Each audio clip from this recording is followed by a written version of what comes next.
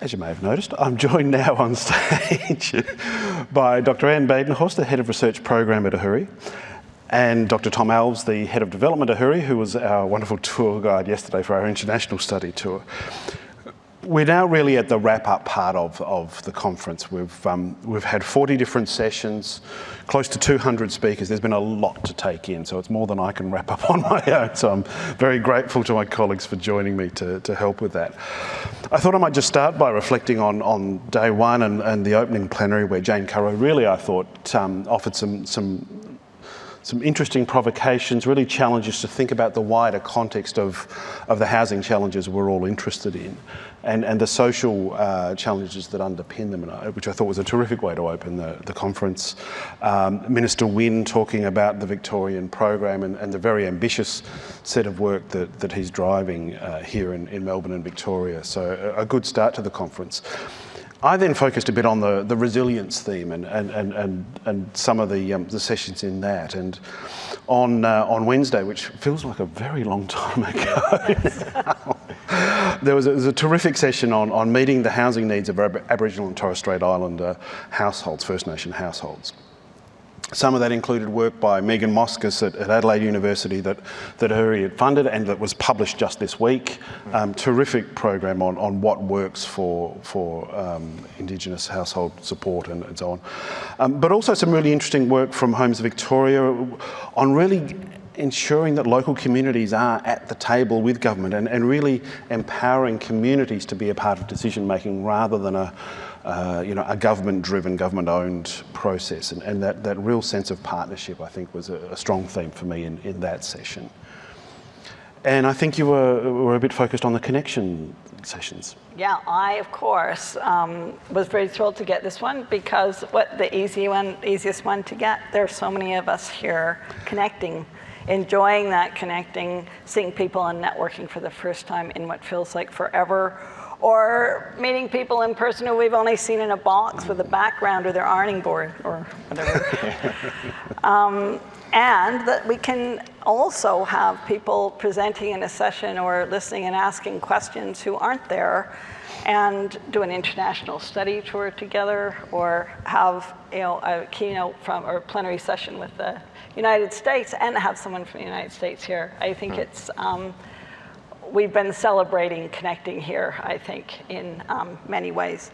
Now, I, of course, didn't just think I should talk about what I thought in connecting. I have my prepared little speech, and I've tried to follow the order of the conference, tried to talk to people to get a sense of what we thought the connectedness theme was presenting. And I'll also start with Richard Wynne, actually, because of course, what I heard, here we go, and of AHURI, was that he recalled Brian Howe setting up AHURI, the establishment of AHURI anyways, to connect people to policy and issues that we needed, policy that was needed.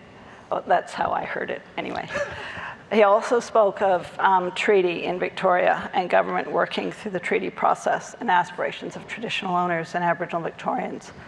I think this was actually a theme, a sub-theme within the connectedness sessions, and the urgency to learn from First Nations, to learn with them as we move forward how rich and beneficial this would be, can be, and also to celebrate this culture, which I think we can thank Indigenous Business Australia for the opportunity to do so last night at the gallery.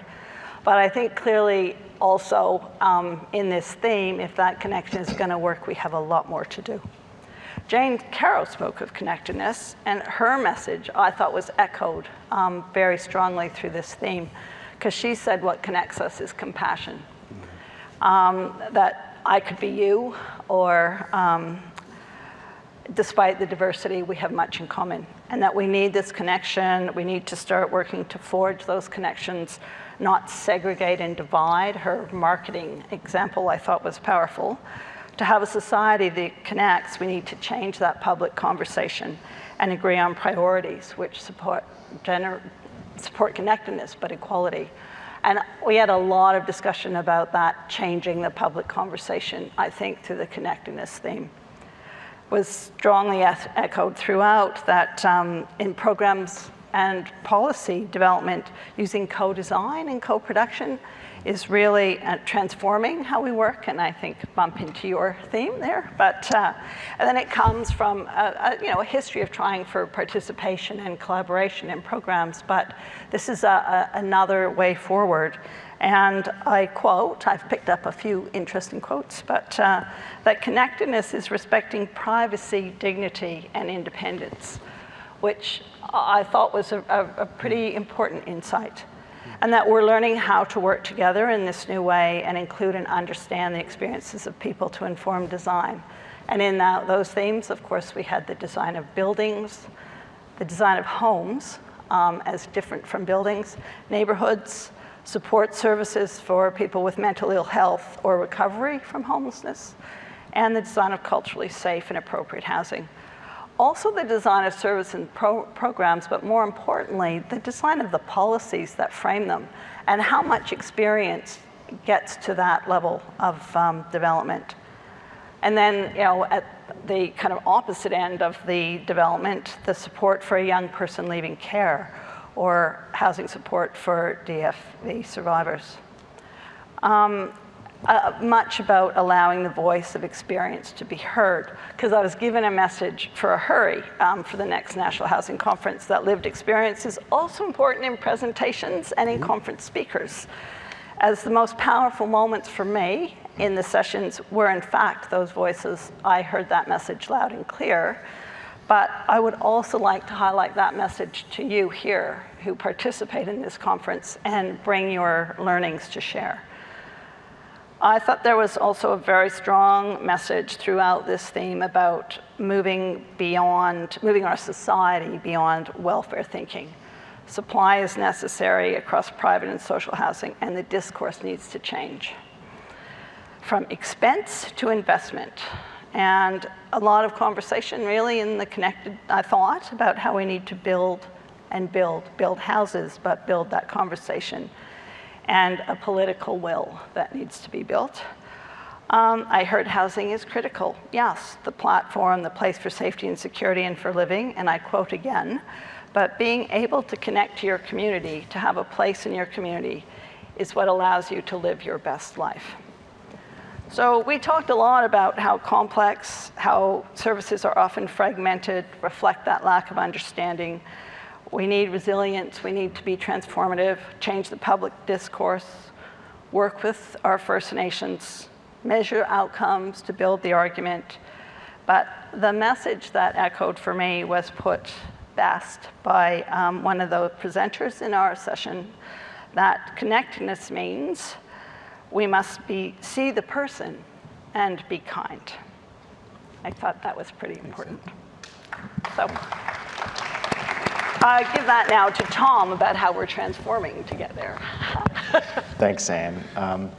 Look, my own personal conference journey was, I guess, one that was more about connection and occasionally the need for some resilience as well. But I've got the theme of transformation to discuss, and I'm excited because I think actually it's the best theme. And but interestingly, the theme which our opening plenary by Jane Caro picked up on the least, I felt she had a lot to say about resilience, a lot to say about connection, and the importance of those for transformation, but then I guess left that to the conference to really to take up and deal with. But I felt really that's just sort of, I guess, left the field open for me to think about what transformation is and how I guess it's been explored through the conference.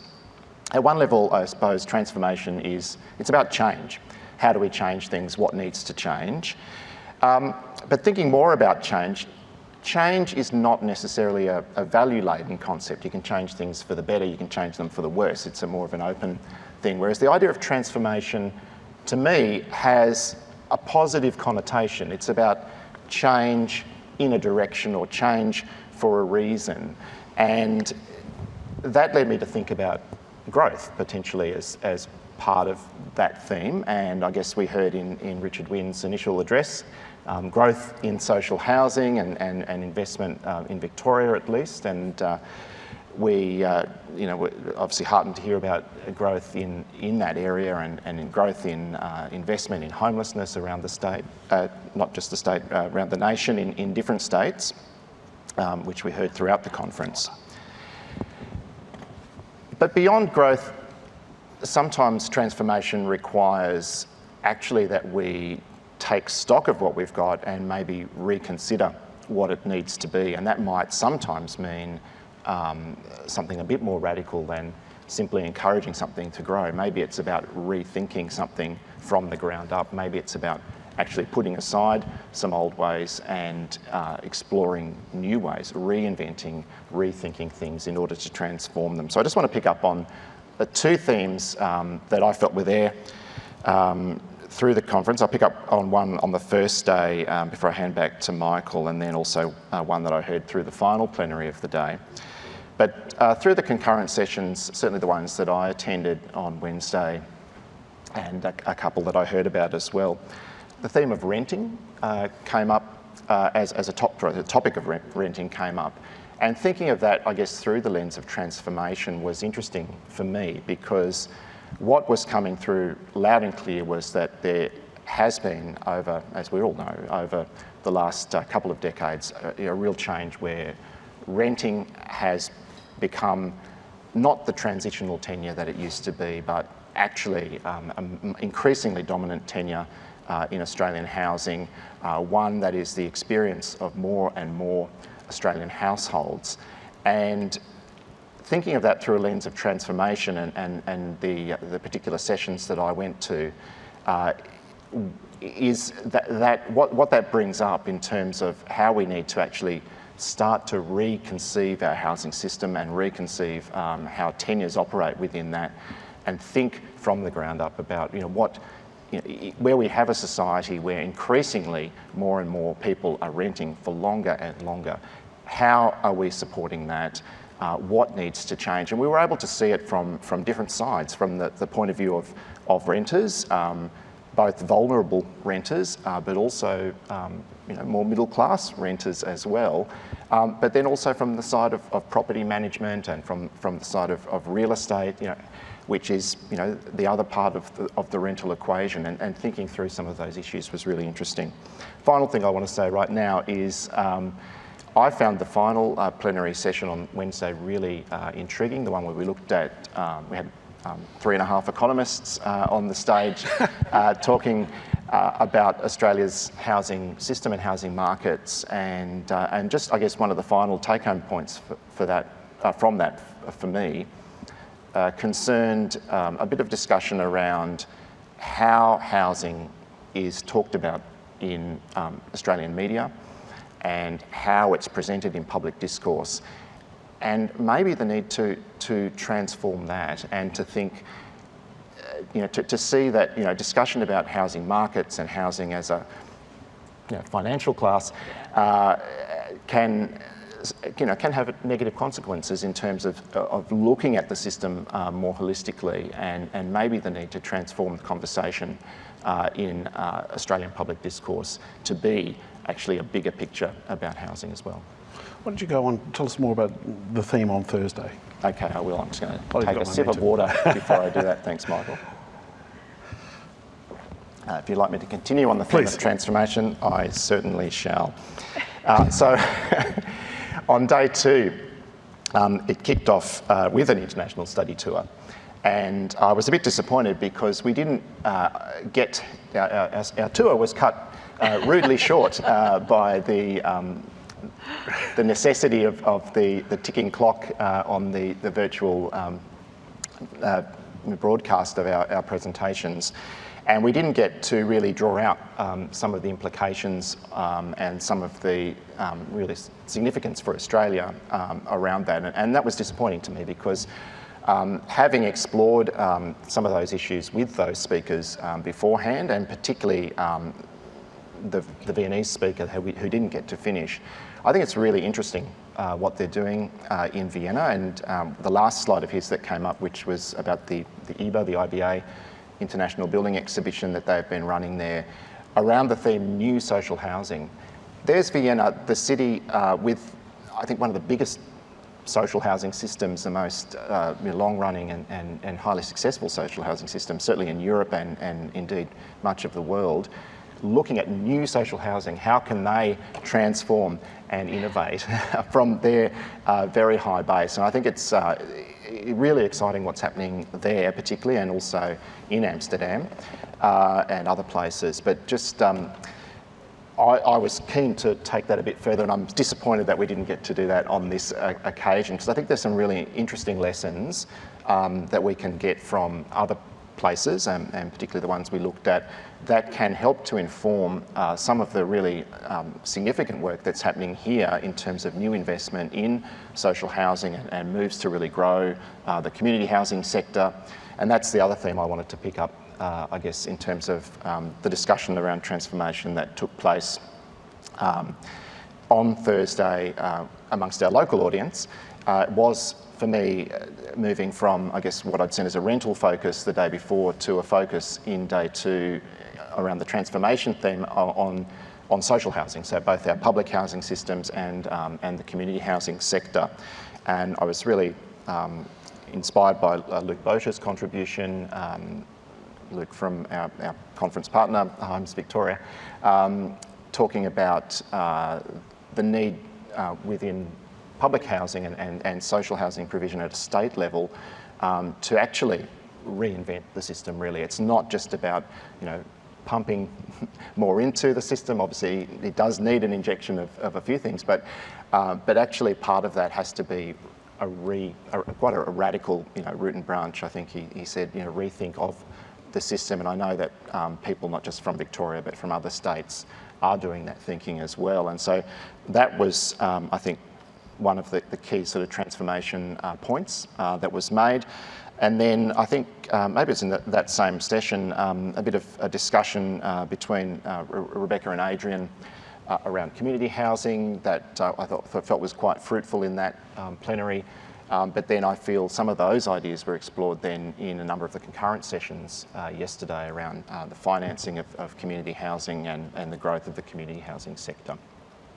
Last thing I'll say on Thursday, and Anne's already picked up on it, was I was at a session where there are a number of architects also talking about design of housing, which is perhaps a bit unusual for an Ahuri conference as well, and that was really interesting, and I guess started to pick up for me the theme of transformation around not just systems, and a lot of that, what I've said to this point has been about system transformation, but transformation of place as another theme that came through that way. And I guess I'll wrap up, Michael, if while I have the floor, to say that the final, I guess, aspect of transformation that I was led to sort of think about was, we can talk about system transformation, we can talk about transformations of places and of housing, but it's actually the transformation of people's lives that housing and good housing in good places can support.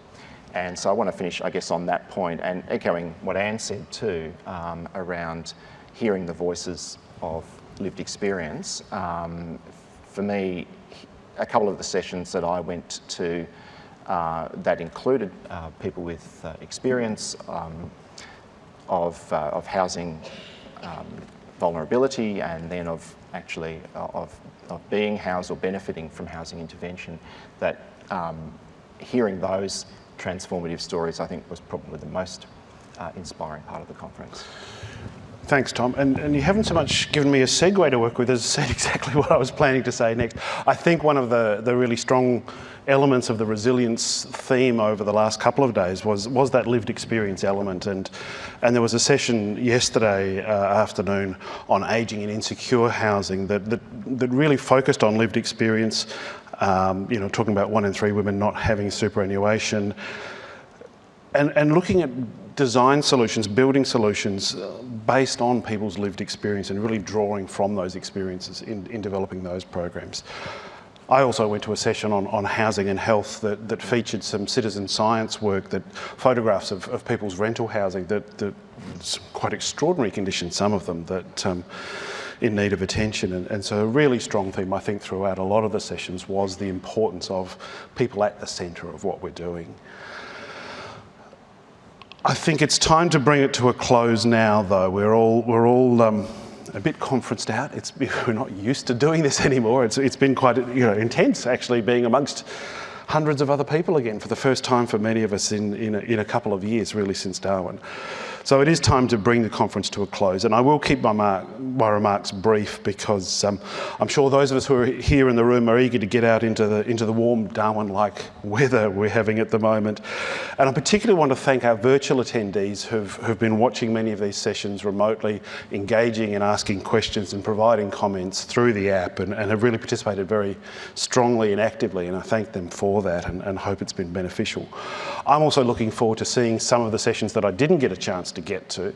There was one on energy efficient housing yesterday that I missed that I'm looking forward to watching the videos as they come up on the Uhuru website in the coming days and on our social media channels. So really it's a really informative and an inspiring couple of days. Just to get together with other colleagues again after such a long time has been amazing. And as I said on day one, it's great to be back. Incredible content we've seen over the last couple of days and so on. We've talked about the three themes. I won't go on further about that. But I will just foreshadow. We are looking forward to seeing many of you again at the National Homelessness Conference this coming August of 2022 in Canberra, fresh after a federal election. Normally we hold the National Housing Conference every 2 years, with the National Homelessness Conference in the alternative years. This is actually last year's conference, we're just a little late. But we're back on track by August with the National Homelessness Conference, and we have the return of the National Housing Conference to Brisbane in October of 2023, and I look forward to seeing many of you there. For our part, Uhuru will continue to publish research into housing policy and practice, striving for better housing outcomes for all Australians. And our hard-working network of partner universities will continue the task of building our evidence base to inform the best policy thinking across the country. If you're not already subscribed to our newsletters and our updates connected to our social media, I really do encourage you to do so, to keep in touch with all that we release. I would just like to finish by extending a few final thanks as well. Firstly, thank you to Ben Rimmer, Luke Bosher, Maya Ramakrishnan, Alex Dordovic, and the entire team at Homes Victoria. They've been fabulous to work with in preparing this conference. They've been a great conference partner, lots of local insights, lots of commitment to the development of a very strong program, so thank you to all of them. And to our colleagues in the Queensland Government, we're looking forward to seeing you in late next year, when the waters have eased and everything is hopefully back to normal, and we certainly are thinking of you in the difficult time with the floods of late in Queensland and in New South Wales. But I am looking forward to working with Queensland's Department of Communities, Housing and Digital Economy for next year's conference. I want to thank our major conference sponsors, our Platinum Partner Program, thank you once again for being with us, our Gold sponsors, Civica, KPMG and Spidertech, and our silver sponsors, Community Housing Limited, Indigenous Business Australia, Mission Australia and Riverview. There have been terrific sponsors, great exhibitions. I'm sure those who are here have really enjoyed the exhibition space. It's been a terrific venue once again. And thank you to all of you for your contributions over the last 2.5 days. It's been a terrific conference. I'd now like to hand over to Jennifer Kunick, the Chair of Uhuri's board, to close the conference. Thank you.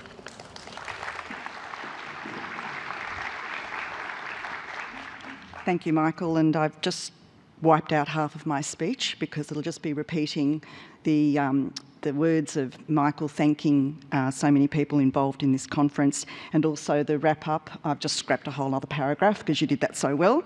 So I'm just going to cut straight to the chase. It's been an extraordinary few days. This is the first conference as Uhuru Chair that I've attended, and it's been spectacular in my view. What I would like to see at future conferences is more of the private sector and business in the room. I feel sometimes we might be talking to the converted here, and I think there's a good opportunity for us to have a much stronger engagement. Many of you have met the conference team, but I just want to mention them by name. Anthony Smeaton, Sharon Turney, Susanna Murray and Gareth Bailey, and of course our volunteers in the green T-shirts, and Sharon is in the room. They've been extraordinary. Unfortunately, Anthony has been ill. In fact, he was hospitalised, not with COVID, but he's home now. So it's a bit of a shame that he couldn't be here because he put so much work into it. But Sharon and her team have done an outstanding job pulling the conference together and delivering it. So thank you, Sharon. Also, I want to thank the Program Advisory Group. It's an excellent lineup of experts who helped shape the program as we dared to consider an in-person conference from the depths of lockdown. And then we add to that, now we've got floods and all other issues across the country, or the East Coast at least. Lastly, I'd like to thank you, the over 1,200 delegates who registered for this year's event, more than 800 of you in the room, and of course, hundreds viewing from around the country and around the globe. We're delighted to have such a strong turnout, and we hope it's at least in part because of the strong conference offerings Uhuru provides and our other services, including our research, policy and practice perspectives. But I urge you to tell us exactly why you decided to come, and whether we'll be seeing you in Brisbane, and even if you want to give us information and feedback via the survey on what you want to hear at the conference, who you think would be of value to present, what our social events should look like in terms of networking. So if you could complete that survey, which will be in your inboxes very shortly. The team will review these very carefully, and they'll certainly be considered in the writing of the next program. I, for one, was exhausted on day one, at the end of day one, having spent 2 years in sneakers, and I thought I'd be smart and put leather shoes on, and I'm back into sneakers because I couldn't walk. So, lockdown has given us all sorts of challenges there. But look, thank you very much. Thank the sponsors. Thank you, Michael, and the team for putting on an excellent conference, and we look forward to the next one. Thank you. Thank you.